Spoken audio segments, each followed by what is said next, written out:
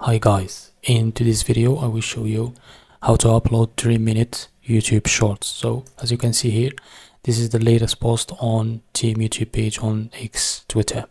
So they said you can upload 3-minute shorts starting today.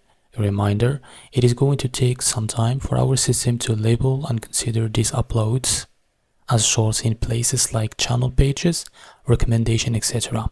And we'll keep you in the loop as well, rule this update out. So if you don't understand this, I will scroll down until I find this post, and the owner of this post is called YouTube Legends.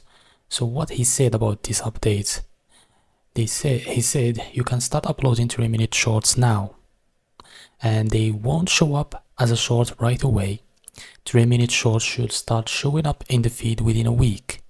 It will take longer for them to show up as shorts across every part of YouTube. A lot of systems need updating, so it may also take a while for the recommendation algorithm to learn how to balance short shorts versus long shorts in individual feeds. So don't expect any early movers or mover over serving.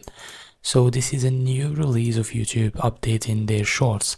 Now in upcoming days, you will be able to upload 3 minutes of shorts in your channel and still keep in touch. Thank you for watching.